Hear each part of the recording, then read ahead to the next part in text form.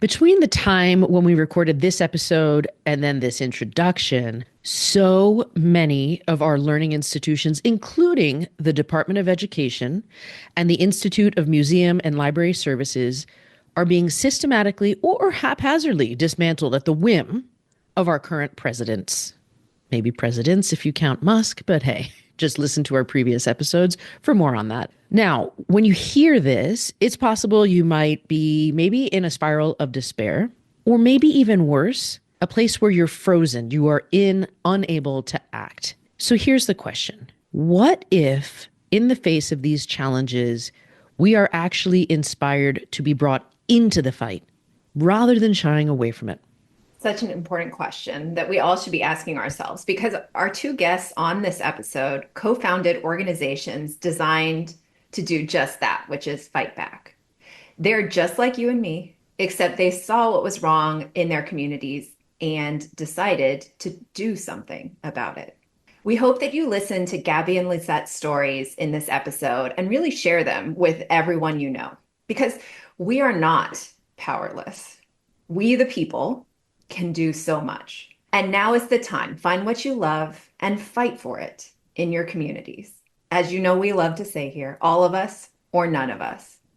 And we need books and the truth now more than ever. Welcome to the Dear White Women podcast, the show that helps white women use their privilege to uproot systemic racism without centering themselves in the process. We are your multi-ethnic best friend co-hosts, Sarah and Misasha. Would you please introduce yourselves for our audience? Sure, I'll take the first stab at it. So I am Gabby Diaz-Vendrell. I am currently a senior at Barnard College studying psychology and human rights, and I am born and raised from Jacksonville, Florida. And I've kind of gotten into the landscape, I guess, of organizing ever since I was 14.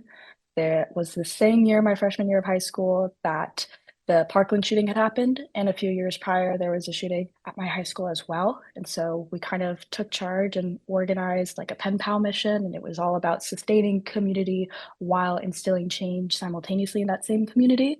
Since then, kind of ebbed and flowed in different organizing circles, but landed on book bans with Our Florida. We're a coalition of parents, students, and teachers that are working to protect Florida schools as places of free thinking and active learning because we believe that our students, their futures, and frankly, our democracy depend on it. And I can go a little more into the specifics of like what brings me in there, but I want to hand it over to Lizette first. Hi everyone, I'm Lisette Fernandez. I am co-founder of Moms for Libros. I am born and raised Miamian. I've been here my whole life. I decided to start Moms for Libros about 2 years, actually a little more than 2 years ago now. And again, also with the book bans that have been plaguing our state, simply because, living in Miami, it's a very diverse city. And I didn't think the whole issue of book banning was actually going to hit our city because we are a diverse city, but it did. And that's when it spun me into action, where I felt like, if I didn't do something, if I wasn't a part of the change that was coming, then I knew I was going to regret it once things were taken away. And it just, it's my activism and my advocacy has grown from there. I'm also a mom of two. I have an 8-year-old and an 11-year-old, both of which are receiving IDEA funds. So my daughter has an IEP, my son has a 504, and public education is very important to our family. So we run the gamut between book banning, advocacy, as well as public education funding and all sorts of issues. And we try, since we are in Miami, we try as well to try and educate our bilingual communities so that they informed as to what is happening. Because, we have people in our community who might not speak English and might not be very aware of what's going on, and they need to be. Thank you both for those amazing introductions. And there are about 25 questions now that I have to ask. But I want to set the stage first because for people who may not be as familiar with the actuality of book bans, I want to take us all back to our childhood, right? And think about, for those who are listening, what are your memories of like going to the public library or getting books in schools and thinking about like being able to pick whatever book you wanted off the shelf? Like I know that for me, every Saturday, my parents, after ballet, my dad would take us to like, I would go to one library and then I would go to another library and I'd be able to check out 10 books each at the library. And it was like a joy-filled time because I got to pick what I wanted and I could read these stories. And as our kids say, it's like a portal into another world, right? You get to pretend that you're friends with characters or you live other lives or you see other ways of being that are completely separate from your own, right?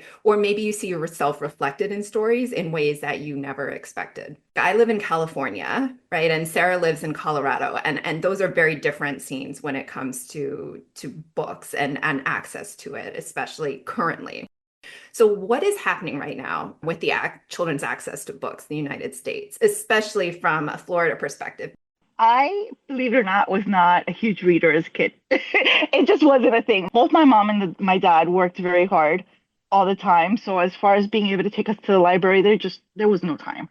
So when we say things like, taking books out of the school libraries affects children, I know that firsthand. If their books are not in the school library, there's a very good possibility low-income kids aren't going to get access to those books.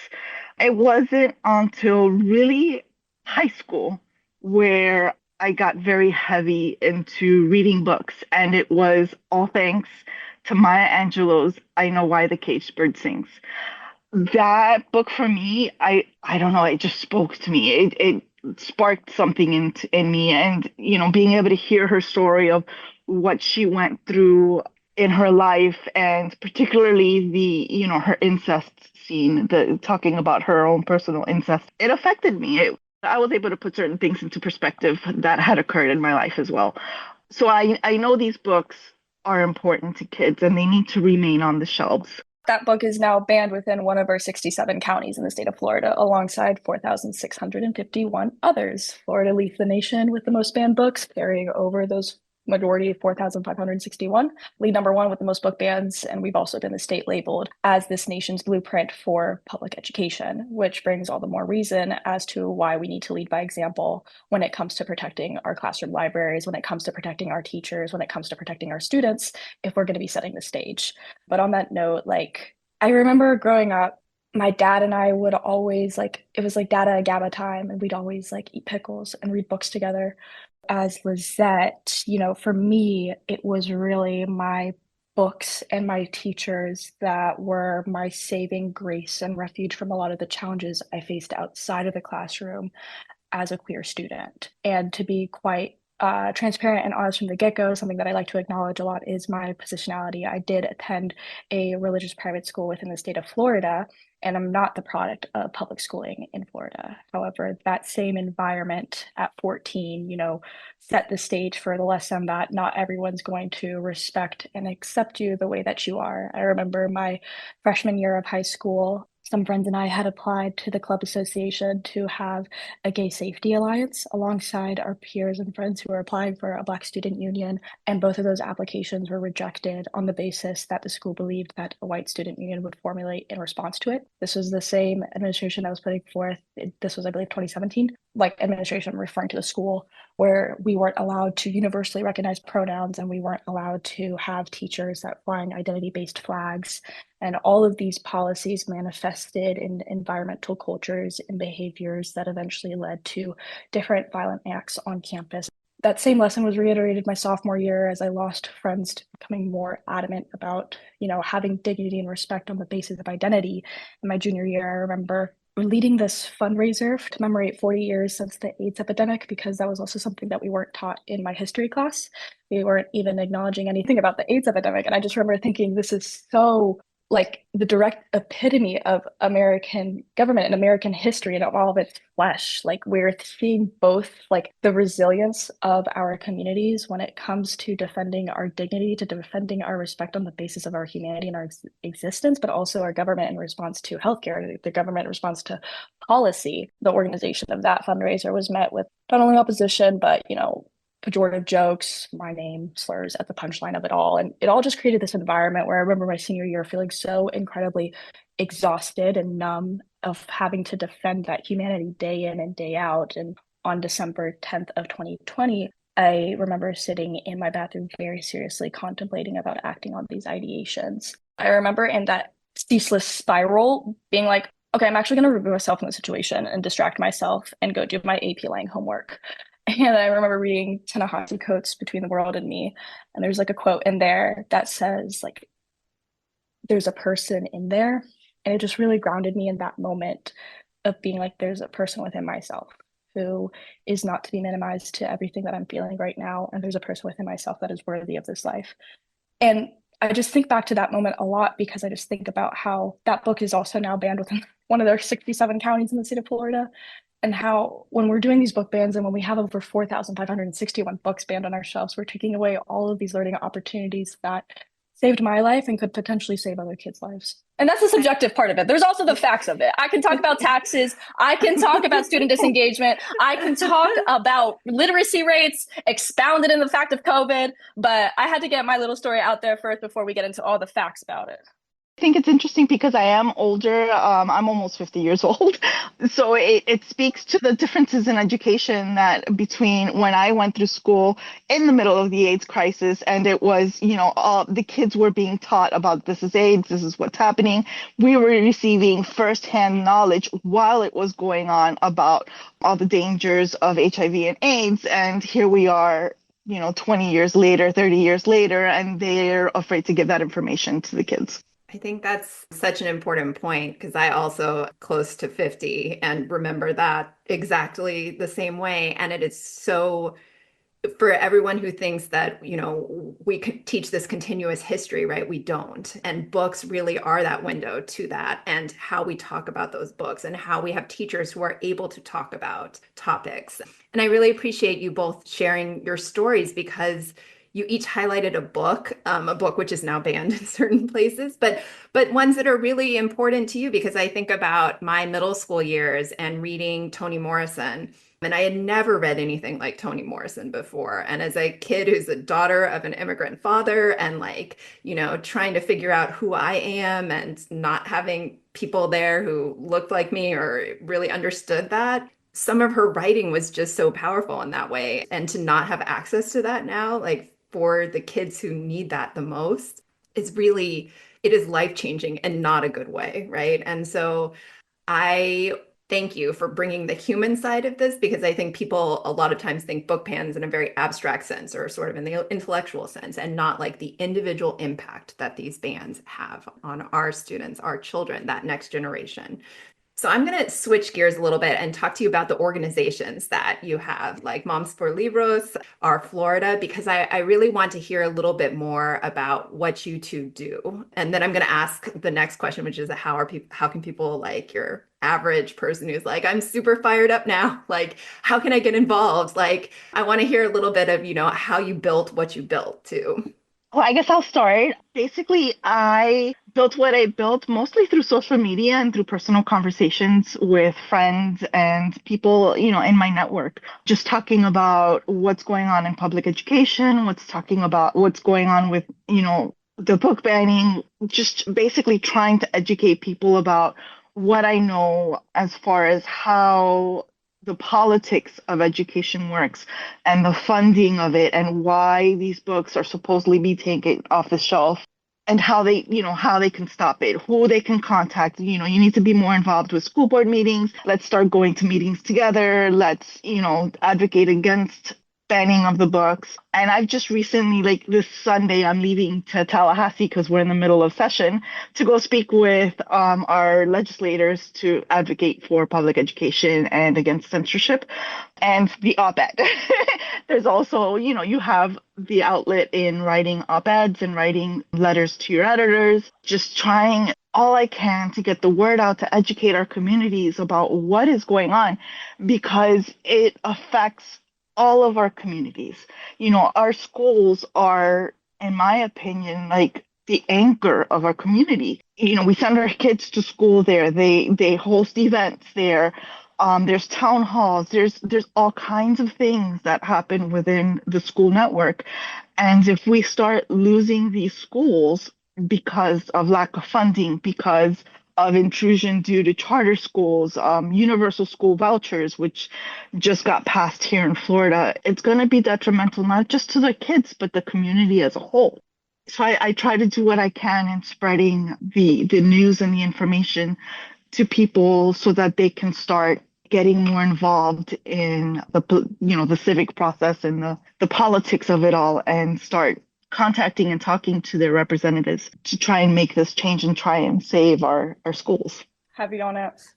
I feel like, Lizette, you're so much a testament to the fact that I think in the state of Florida, but maybe like now at large within this country, a lot of people feel hopeless, and a lot of people feel as though they're fatigued by the overwhelming chaos of all of the rapid change and don't know where to direct their action. But you and Moms for Libros and everything that you guys do is such a testament to the fact that there is always going to be someone who is going to fight for you. And that within that, there is collective resistance against erasure. I feel like everything that you're doing, the knowledge dispersal that you're doing through going to these school board meetings, to testifying at these school board meetings, to putting those school board members in their place, to distributing, like, how do we actually know what a book ban is on your school county website? It's not called a book ban, it's called a reconsideration. And it's really crazy, but you can access all of the challenges on your district-wide, like, county website for your school district. You can go ahead and go on there and it'll be book reconsiderations, and then you go ahead. But basically, point being is that you are a host of knowledge, and that knowledge is so powerful because it's this one thing that no one can take away from us. We live in a state where our state has waged war on abortion. It has waged war on how you are treated as a person on the basis of your citizenship. It has waged war on people's abilities to vote by gerrymandering, and it's no coincidence that we're also waging war on books and also the histories of people who are the direct epitome of what possibility and what changes are possible when we demand to be seen.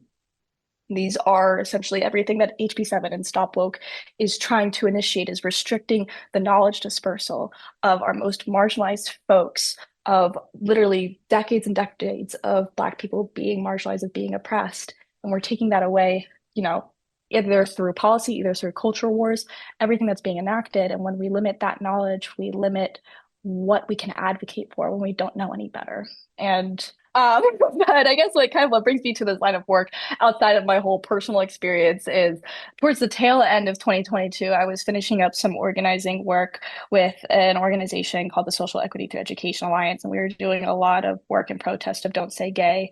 And outside of the actual community building, I actually got to thinking, from a student of psychology perspective, what do these environments actually cultivate? When we have environments where our teachers are hesitant to answer questions like, is slavery bad? Or if we have environments where our students are literally coming up to our teachers saying, why do they hate us so much? And you can fact check me, what type of environment does that really create? And are we really setting up each student up for success? No, we're not. And it just internalizes. This is essentially research that I conducted for about a year and a half, was all the behavioral and psychological consequences of creating homogeneous educational environments, and homogeneous educational environments in the sense that we're only upholding one idea, whether that be to what is appropriate, whether that be to what our teachers can host. And this policy trickles down into a chilling effect where we have teachers now who, they are too scared due to the financial wages that are also say with this. It's a third-degree felon if you violate HB 15557 or HB 1069. That means that if you have a display supposedly of you and your partner and you happen to be a same-sex partner and you get reported, you're out. There are very real threats associated with this where we can't just shun our teachers who are being chilled into silence. And it's what kind of learning environment does that create? And is it truly conducive to learning? And is it truly conducive to empowering each and every single one of our students into their utmost potential and what they can achieve outside of the classroom? No, it's not. And so outside of doing all of that research for a year and a half, I actually was just let's get to it. Because also there's this one study where it found regardless of political affiliation, 92% of Florida parents want education policy created by education leaders and by the people who know their students best. That being our parents, that being our students, that being our teachers and our librarians themselves. So I kind of started doing like a little rough draft of like what this could be, tracing it down to the brass tacks of where the policy inequities and inaccuracies were, where violations were happening. And we came up with the Protect Florida Classrooms Act. And now it's being peer reviewed and evaluated by those that we're seeking to protect. People like Lizette, people like Rebecca, who is a teacher within Duval County. We want this to be a piece of legislation that is by the people and for the people, if that exists in, this country. We're going to try and make it that way. But that's a little bit about our Florida. We're creating that bill and we're hoping to champion it and, champion other things in the way where we can protect our classrooms as places of free thinking and active learning so that each of those students and each of those stories actually are protected. And I just wanted to jump off that for a second and say that we've seen how these toxic environments are affecting our kids in the NAEP scores that just came out, where the NAEP scores have just dropped significantly between, when COVID started 2000 and to now 2025. And basically, this whole book banning issue, this attack on teachers and public education started because of COVID. And we're watching the results of these attacks on public education and student scores in Florida. I'm really glad that you both went into such detail about like the work that you do and how you got involved in it, because I think it really answers for people like, well, I feel passionate about something, but how can I do that? And also as both of you are talking about, sort of the resulting destruction of public education, right? When we start taking away things, I think about, I just read this Guardian article from like October of 2024, where it said that in the 2023-2024 school year, our public schools basically spent $3.2 billion with a B, basically working to fight the attacks that were coming at them from like the anti-woke or this anti-CRT or anti-DEI, anti-LGBTQIA plus groups. And it was resulted in funds being diverted from professional development into litigation. It resulted in teachers leaving. It resulted in incredible culture shifts that are, so all of this incredibly negative, right? To push an agenda that benefits very few, or it kind of benefits the people that it's always benefited, right? And when they control the narrative, you can control that as well. So I really appreciate that we're able to talk about this, especially specifically around Florida, because I think, for a lot of us, we hear about Florida, but we don't necessarily know what's going on as in-depth as you two are able to describe. So I want to shift a little bit and ask more of a personal question because, as we're recording, right, the future of the Department of Education is in the balance, right? Who knows if we're going to have civil rights, the Office of Civil Rights, right, in the way that it is. Who knows, what reporting procedures are going to be put up on the Department of Ed website. Like, there's so many uncertainties, and that is all part of, I think, Gabby, you mentioned like the chaos by design, right? So I know this has deep impacts in the work that you're doing and how you think about it from day to day. So how do you sort of manage your emotions and think about this, and take care of yourselves, given that, we're just in this firestorm sort of constant bad things hitting us in the face? Well, with activism, it's, you're always busy doing something. You're Real just girl. always like, I am always working. Like, there's no time to breathe. So how I handle the stress basically is I keep busy. I keep working. It's funny. I have friends tell me all the time, I don't know how you do it. And I'm just like, I really don't either, because I don't know how I find the time. But it's like, for example, this morning alone, just with the news of the possibility of Trump dismantling the Department of Education, he was supposed to sign it and then he wasn't going to sign it. And God only knows what he's going to do now. I have been fielding phone calls from all kinds of people terrified, especially parents who have kids with IEPs, because they don't know if their kids are going to receive the support that they need. I've been making phone calls all morning to people, to my representatives, to my school board member, to everybody, just to try and get this on their radar so that they can come up with contingency plans should the Department of Education go away and all of a sudden Florida loses $2 billion worth of funding from the federal government. I feel like you captured the experience so perfectly because, like, I feel like whenever I'm asked this question, I'm supposed to have like a perfect response of like, well, I do my nighttime routine and I put on my Tate like little face mask and then I go to bed and then I write my like no, it's chaos and that it kind of embodies itself within my life as well. And I'm not perfect. I am human and I am also a little college girl. So I don't have my full prefrontal cortex developed and my judgment isn't all there perfectly. And it's just, there's no perfect or one right way to do it. And I don't have the answers.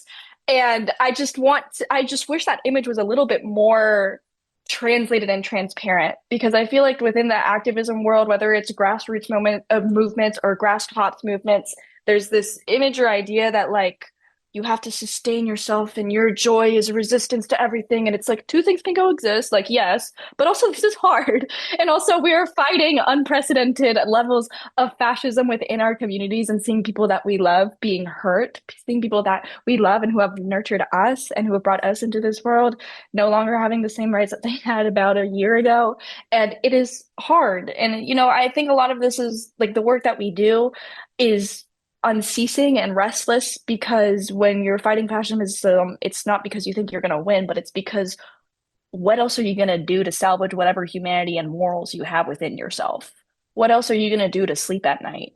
To know that I did my best and I put it on the table and that's all I can do. And so I try, I cook, I make my Pinterest meals, I do craft nights with my friends, but also like the work never stops and it's because the chaos never stops, but it's also because this is what I've been doing for so long. And I'm not sure if you feel that, Lizette, but like this is what I've been doing since I was 14 and I don't know what else I would be doing. And so, you know, we do it with sustainability. It's not perfect because I'm human and I'm not perfect. And that's a little bit, I guess, about how I manage it. And just kudos to you and all the work that both y'all do. Well, I love Yeah, those answers. it seems like a whole lot of organized chaos because it really we take it as it goes. In between, I knit. Sometimes I knit while making phone calls to try and just get that little stress relief out. Mhm. And I let this personality come through. Like on this call, no media train. Just let her out. And maybe that's not maybe what I should be saying, but like it's this is real. This is real life. And also I just want people to know that there's visibility also. Like there's people like them who are like fighting these lines and trying to put their best effort forward in their name as well. Well, that's kind of also why I do what I do because I feel like, there's a lot of moms out there that are afraid to come out and fight for their kids because of everything that Moms for Liberty has done and all of these other super extremist groups. I feel like they're afraid, especially teachers.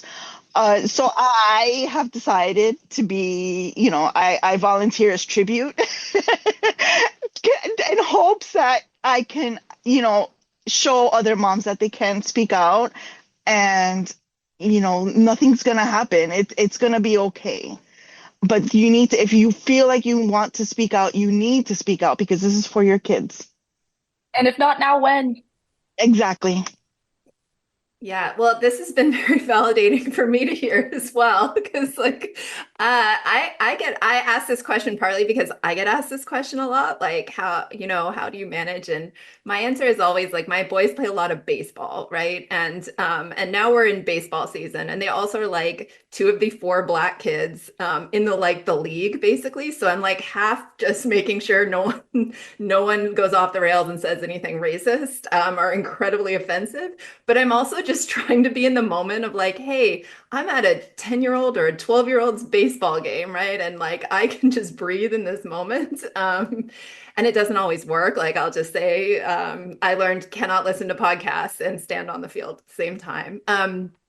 Or stand by the field or as far away from the field as I normally stand. But like it's really helpful, I think, to hear that it's not just, like if we just rest is resistance, which it is, but also like it is not the reality for a lot of people as we try and, manage what is happening along with all of the constant demands that the work brings and like the fight brings. So this has been very therapeutic for me. So I will say Yay. thank Happy you to hear it. to you both. Yeah. Also want to know, like, what other things do you think people need to keep in mind? Because I think I want to encourage people when they're thinking about, like, how do I get involved or, book bans are one thing, but like I don't have kids, right? Or I don't I think people sometimes get really siloed about an issue, right? Where they're like, okay, well, this is does not pertain to me and I can't really see the bigger picture in it. So like what do you think people need to keep in mind when they're thinking about what they can do to hold the line, right? With censorship in general, like what we're seeing more of, like the control that we see of certain bodies and people. Every time I think about that very issue, I think of the poem that came out of Nazi Germany. First they came for the communists, but I didn't speak up because I was not a communist. Um, until, it goes to the end and then there was nobody left to fight for me. That poem speaks to me. Like, I feel like if you don't speak up now about something that won't affect you, eventually it will. It'll come to you. Right now it's starting with book banning and education. Now Trump is also threatening to take funding away from universities simply because they institute DEI policies or what have you. What else is he going to censor later? Eventually it'll catch up to you. And if you don't fight for even the smallest amount of freedoms that you currently have because it doesn't affect you, eventually it will. And it's going to be a bigger problem when it does. Yeah. This was exactly how I felt about, I think it was like 3.5 years ago now, when there was the leak about Roe v. Wade being overturned. And I just remember feeling so frustrated because I was like, look at what they have been doing to our trans brothers and sisters. They have been coming for their health care. They have been coming for their right and their access to gender affirming care.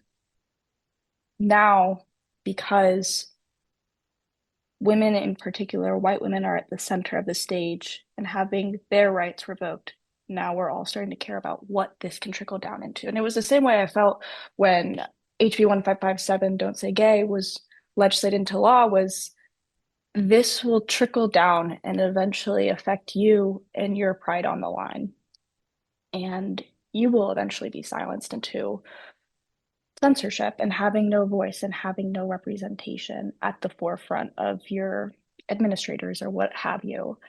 And I think that that's the sob story. So here's the happy story. The thing is that there's already people within your communities who are doing the work. There are people like Lizette, and there are also our most marginalized communities who are already at the front lines. And I think that this is like a huge thing that it can feel really overwhelming of like, where do I go to? Who do I go to? What do I do?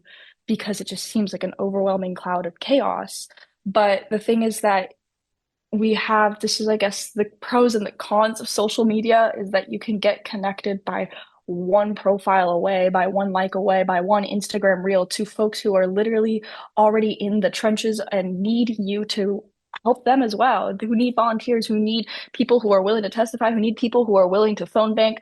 Those people are already doing the work. So it's not as overwhelming. You just need to know where to tap in. And that all comes from me. Like I remember at 14 years old, I sure as hell was not connecting with my little private religious school. So a lot of the community I found was through all these coalitions and organizations within Duval County who were already doing the work. And that's where I found a lot of my own community. And it was all through social media that connected me with gay safety alliances outside of school and like basically like these house party art community networks where we all kind of interacted on housing crisis and learning so much through those coalitions themselves. And it's like there's people who are already doing the work. They need you, and you're always just one little profile away. So the most that I would say that's on the burden of you is just to start looking, to start searching. And I'm sure 1000% you will find someone who's doing the work and needs you to help them out. That's such an important point, and that's one that like Sarah and I have been really trying to reinforce through our work as well, that there are people like the two of you out there that are doing this work. And so it's not necessarily like you have to create your own organization or do nothing, right? Because I feel like people are like, oh, well, I have no idea how to do that. So I'm done. But there are, and organizing against a lot of these has been going on for so long that the people who know how to do this are the people who need your support. And so go find them because it's true now through social media, we have ways to organize that we never did in the past when we think about big big movements for change, right? Or big pushbacks or big resistance, right? And I also want to encourage everyone because I think, especially when George Floyd's murder happened, right, in 2020, and we heard a lot of people say to us, like, oh, talking about like being on the right side of history, right, and being on like, this is exactly what I would do. Or, people who have posited, like, if I were in Nazi Germany, right, I would have done these things. And like, that may or may not be true, right? But now is your chance to do that, right? Because I always think about like my kids asking me or their kids asking me, right? Like these terrible things are happening and happened in 2025. Like what did you do, right? And I want to be able to say like that I fought for them and I fought for everyone who was like them and I fought for all of us. And so I think like if you want to be able to say that as well, um, now's the time, right? So on that note, what haven't I asked you that you want our listeners to know? I know that's a tricky question, but I'd love to hear. I get asked a lot how people can help. And I really, it's hard for me to answer that because I am very much take things by the reins kind of a person. So it's, I don't know how best to tell people how they can help. But absolutely the best way people can help is to contact their representatives, contact their school board members, donate. This takes time and money. You are fighting against giant think tanks that have an endless supply of money. And I'm a mom. I don't have money. I don't have as much time as I would like, even though I scrape together every second of my day to fight for my kids. If people can just, speak to other people, get the message out, educate the communities, contact the representatives, give them their story about how, these attacks on public education and on censorship will personally affect them and just and help donate. That would be so helpful. That would be helpful because we need people to realize, we tried before the election very much to try and educate the community about what would happen should Trump come in office. And I don't know if the message didn't get out. I don't know if they thought we were crazy. I don't know if, you know, I don't know what happened. I can't parse what happened, but um he got in office, he's here, and everything we said would happen is now starting to come to fruition. And yeah, we need to better educate our communities because we're all gonna suffer. On that note, and like kind of circling a little back to something that you said a little earlier, is that our classrooms are direct reflections of our communities and how they are treating, or rather, lack for a better word, I guess not treating or not giving our classrooms like the adequate protection that they deserve is the same way that they will treat your community, in the same way that they will treat the people that you love and the people who have been there for you. And I think that if anything feels overwhelming right now and people don't know where their place is, like for me, education is just like the forefront battleground because this is like our kids' first introduction to the social world. It's their first interaction with people beyond their nuclear family. And we need to protect by all means necessary that environment as being an enriching and nurturing and place where people can feel both comfortable and uncomfortable and have the resources to navigate that.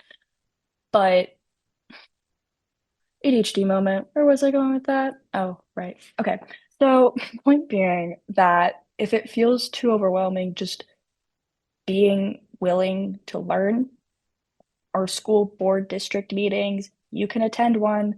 For us here in Jacksonville, Florida, it's every first Tuesday of the month at 6 p.m. They're also recorded, and you can see for yourself how these people are handling our schools and hear for yourself the people who are advocating in defense of that. And I think that it's such a great way to understand the playing field, but also, like I was saying earlier, where people need help and just getting a real, I guess, realistic perspective on what's actually happening. Because I feel like when we think about big politics, we have all these talking points, but what does it actually look like on the ground? And like Lisette said, it's actually happening here in our communities. It really is. These people are having their talking points and whatnot. So the best way to support is A, to get tapped in, but B, be willing to kind of take a stand too. And there's a myriad of ways when it comes to like Our Florida. We're looking for folks who want to help us within our focus groups, whether that be policy revision, like Lisette contributes to, which is great, or our research focus group.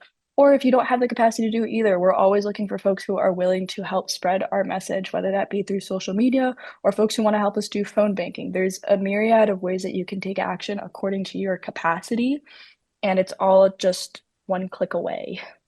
Well, I love that because I think the focus on community is so important now more than ever. And I think people sort of get blinded by like the federal level of things that happen and forget sort of the immediate impact is felt the most in your community and your local reps. So I love those suggestions. And also, I keep coming back to this quote that I had heard from Sharon McMahon that said that basically 400 calls per day to your elected reps, like your reps in Washington. That is like a 5-alarm fire major crisis issue. And it's only 400 calls, right? And so you think about what a low lift that is. If you call once a week, you call twice a week, you call and leave voicemails, even, if this creates some level of panic in you to speak to reps or staffer, those count, those matter. So sitting back and thinking like someone else is going to do it. They may not, it may be you. And so I want to encourage everyone to think a little bit differently, right, about how we engage, right? Because all those people are representing your interests. And so you should have a direct say in how they represent those interests. Otherwise, we know the forces that exist that are going to pull them in other directions. So, and Gabby, you started to talk a little bit about this in terms of how people can support Our Florida, but how can our listeners find you all? What's the best way for them to support you all? Tell us all the ways in which, your orgs can get out there. For us, you can check out our website, our-florida.com, or you can head to our social media at our.fl, it's a 0 instead of an O, RIDA.